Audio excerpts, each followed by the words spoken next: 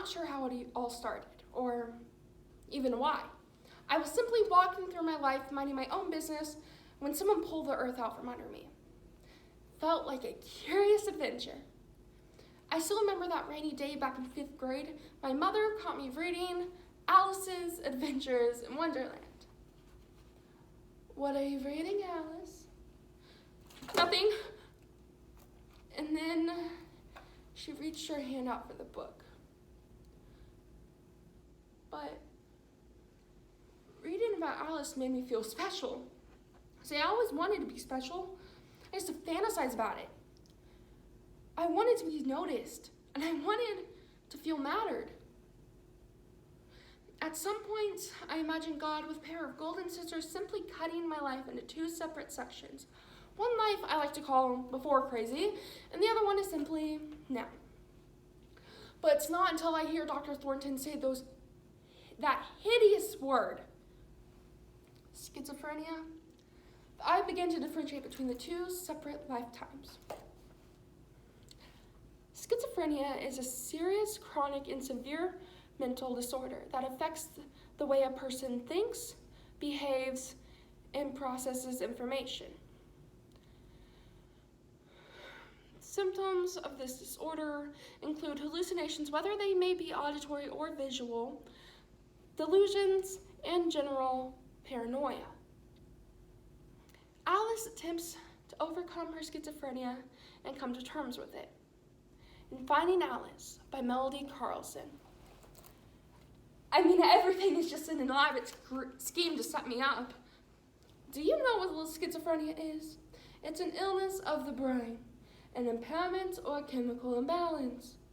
The brain experiences hallucinations, unable to differentiate between what is real and what is not. They say this is a hospital, but I know it's a prison. I mean, the woman in the room next to mine, she just screams constantly. And I call her the Duchess since she's always in a royally foul mood. And the scrawny blonde orderly with the blonde thin mustache is most definitely a spy.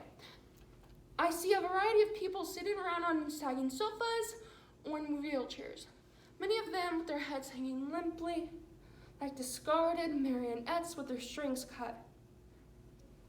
It seems there is a tiny door that I must walk through. It is called normal, but I am not, and yet they keep wanting me to walk through it. My mom, the doctor, and the medical profession in general. The only way the other Alice could fit through her tiny door was to take pills that made her very, very small.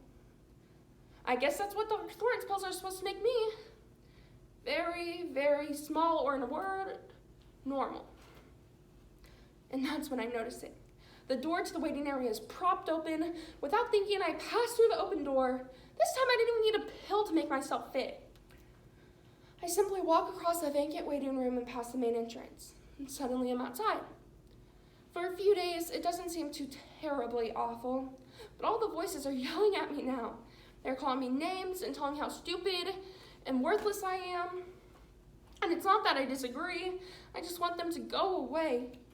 I sit in the middle of the city, removed from everyone and everything, quarantined. I am anxious and nervous. My mind races in all directions. My ability to function is about as thin as a butterfly wing. Every nighttime noise makes my heart leap out of my chest, and lately I am covered with bugs. I wake in the night trying to swat and push them away from me, but they are crawling under my skin. Sometimes my head is like a really screwed up radio station. Voices, voices, voices, all jabbering in the same time. My life is completely impossible. I just don't know how much longer I can take all of this. Although some of the voices tell me they have the solution. You might as well call it quits, Alice. Look over there. There's your ticket out of this mess. There's something over the side. The end of your troubles. I don't know the name of the bridge. I just know that a lot of people have jumped to their deaths. I wonder how long it would take me to climb over the railing and just jump off.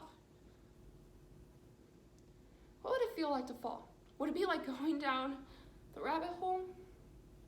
Down, down, down, and then what?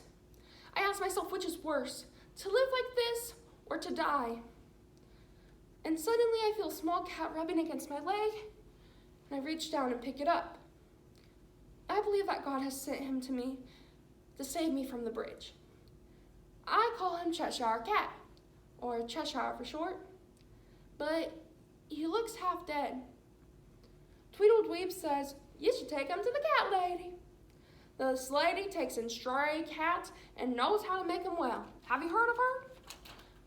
I can't say that I have, but we walk for miles and miles, or so it seems. This is it. Go on. Knock on the door. Go on, Alice. I have a cat. He's very sick. But when I look behind me, the Tweedles have vanished. Or perhaps they were even here at all. Never here.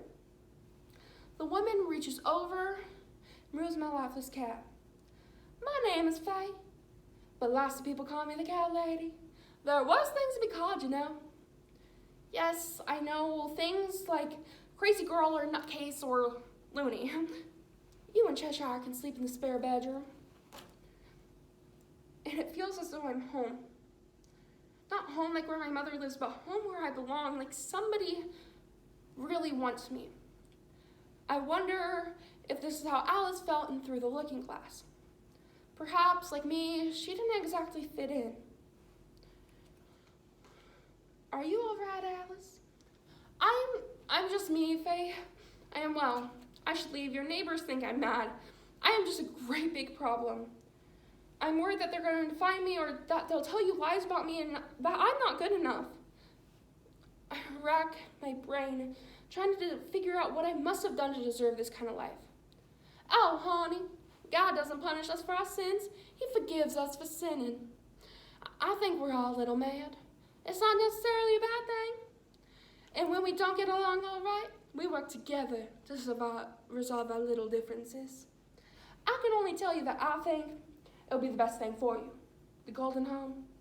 But you're the one who has to make the final decision. No one is going to force you into this. If Dr. Golden isn't convinced you're there of your own free will, he won't even let you in. My own free will. I am finally willing to admit I need help. I really do want to get well. I become anxious again and remember Dr. Golden told me the practice of controlled breathing, an exercise that's supposed to reduce the anxiety. I inhale slowly, then slowly exhale. And I am experiencing peace. And I want to hold on to it, to savor it. I realize that I don't need to have all the answers. It's enough that I simply keep moving forward one step at a time. For I am not content to live a merely normal life or settle for an average existence. No, I am destined for more. Much, much more.